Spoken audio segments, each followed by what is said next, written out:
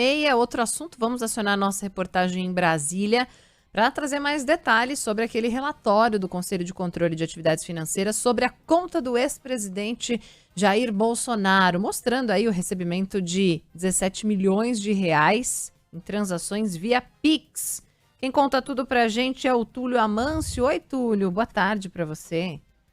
Oi, meninas, boa tarde a vocês, a todo mundo. Se vocês querem agora uma graninha no Pix, vocês acham que vocês conseguem aí, em quanto tempo, levantar 17 milhões, hein? Não, eu tava querendo te propor que você passasse um pra mim agora, não dá? 17 só, eu aceito. Não é? Eu também queria. Vamos fazer essa campanha aqui. Ó, o negócio é o seguinte, o próprio COAF diz que tudo indica que esse dinheiro que apareceu aí na conta de Bolsonaro nos últimos meses, cerca de 17 bilhões, em Pix, é por conta dessa campanha que esses aliados estão fazendo para ele pagar aquelas multas, né? Tem multa com dívida eleitoral, tem multa por não cumprir as regras sanitárias na época da pandemia, principalmente aí no estado de São Paulo, com as motociatas. Então tem um monte de multa, mas o presidente, ou melhor, o ex-presidente, arrecadou muito mais do que precisava, cerca de 17 milhões de reais em Pix.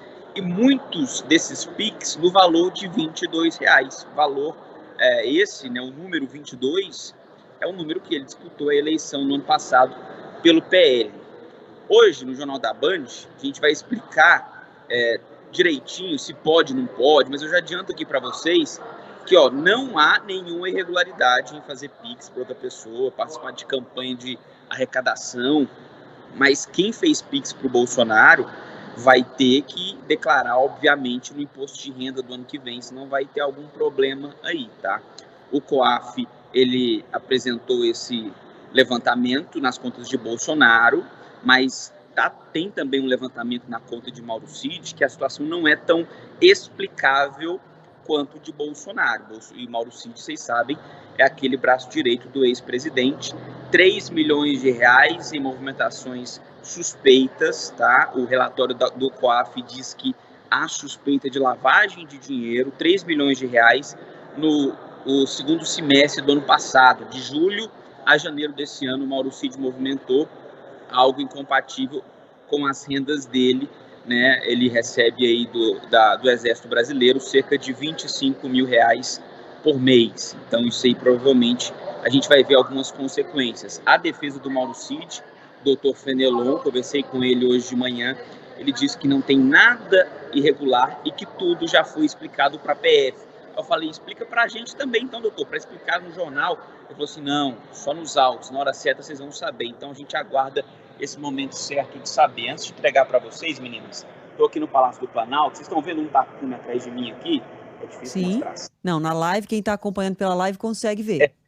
Na live, né? Quem está no rádio, eu vou explicar. É um tapume que está aqui. Cadê aqui? Porque estão montando aquela galeria com a foto dos presidentes aqui no Palácio do Planalto, que foi destruída em 8 de janeiro. Só agora que estão montando.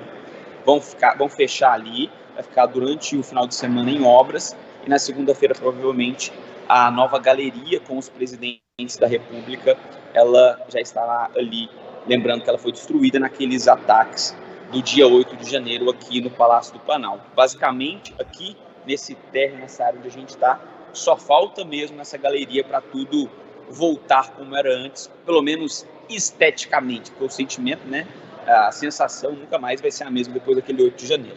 Volto com você. Ô, Túlio, rapidamente para a gente terminar, semana que vem, então, já falei aqui da agenda econômica mais importante, que é a reunião do Banco Central, e tem a volta do Congresso com o arcabouço, que o ministro da Fazenda há pouco falou como prioridade, finalizar a tramitação das novas regras fiscais, tem reforma tributária, ou seja, o Congresso volta, não dá para fazer aquela volta ao trabalho devagarzinho, não, tem que voltar voltando. Principalmente na Câmara, né? O relator do arcabouço botou o relatório embaixo do braço, foi para a Bahia, deixou muita gente esperando que isso fosse concluído antes do recesso, mas não, ele não quis mexer nas regras, né, como, por exemplo, o fundo do GDF fora do novo teto, aquele fundo constitucional, né, do governo do Distrito Federal, entre outras regras, o Fundeb também fora desse teto, desse novo teto aí do arcabouço. Ele não quer mexer, mas as negociações aconteceram durante esse recesso, então pode ser que, de fato, ele fique mais flexível e entregue o relatório como quer, porque o próprio ministro da Fazenda já afirmou que não faz muita diferença essa questão se o fundo constitucional do Distrito Federal vai ficar fora desse novo teto ou não, se o Fundeb vai ficar fora ou não. Então, é mais preciosismo do relator mesmo, do deputado Cajado, está sendo visto dessa forma. Enquanto isso, o Senado vai também acelerar as outras pautas que já tiveram sucesso antes do recesso. Basicamente, o governo fechou o primeiro semestre como quis e agora vamos ver qual vai ser a consequência no segundo semestre, com foco principalmente agora na outra casa do Legislativo, no Senado Federal. Adriana.